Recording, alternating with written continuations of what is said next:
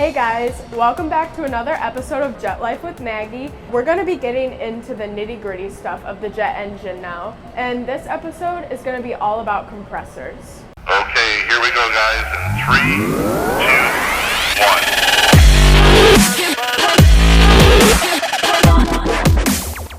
Alright, I'm back with the Jet Man. What we want to learn about today is how the air gets into the engine. Sure, well, good question, because we have all this air out here. We got to get that air inside that engine, and the first place it goes is actually we're putting the engine inlet together for that brand new Generation 6 jet dragster.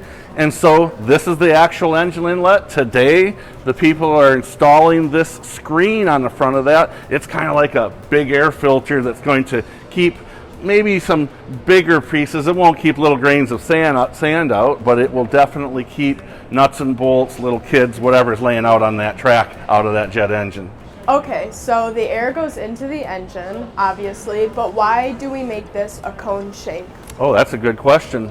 Why don't we just put a flat screen across the front of the engine? You would think that that would filter things just as well, but the engine uses so much air. In order to make sure that we have enough surface area on that screen, we make a cone shape so that we don't have a negative pressure or lower pressure on the other side of the screen.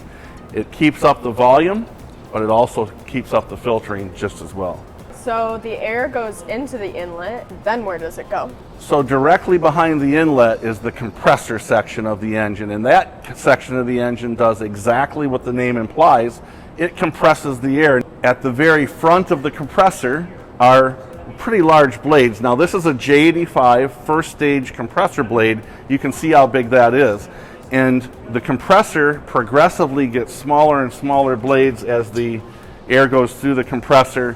This is the last stage blade of the compressor, and you can see, wow, what a huge difference. These blades are made of titanium, super light, but also super strong. What holds these blades in place?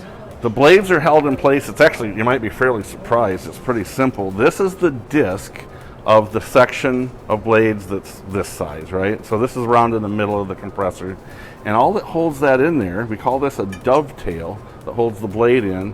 The blades are stacked all on the rotor and then sandwiched in place. What holds them in place is the next piece of the assembly right beside it, but that little tiny dovetail holds that blade in place. Not much there.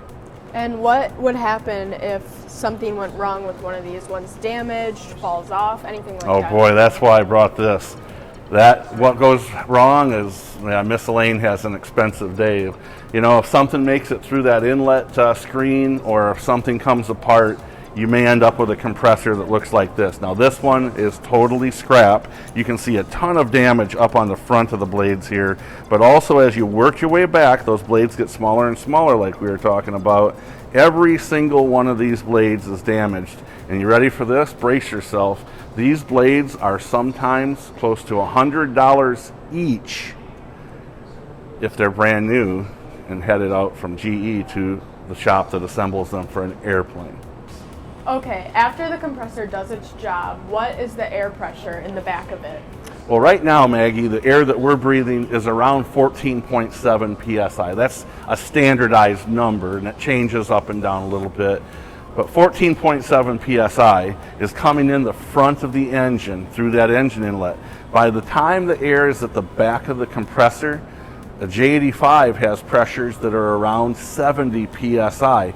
That doesn't sound like a lot of compression until you consider it's a wide open hole on the front of the engine and a wide open hole on the back of the engine too. The air is really high pressure at this point. So what's like the velocity difference of the air versus when it comes in and then once it's like here in the compressor? Well, here at the engine inlet, as the air comes in with the car at wide open throttle, full power, the velocity of the air is around 250 miles an hour as it comes in the inlet. As it makes its way through the compressor, the speeds are around 700 miles an hour as the air leaves the compressor and goes into the combustion section of the engine.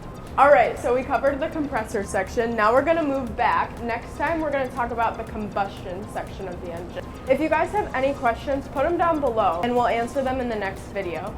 That's it for now. Stay tuned and we'll see you next week. Okay, here we go guys, in 3, 2,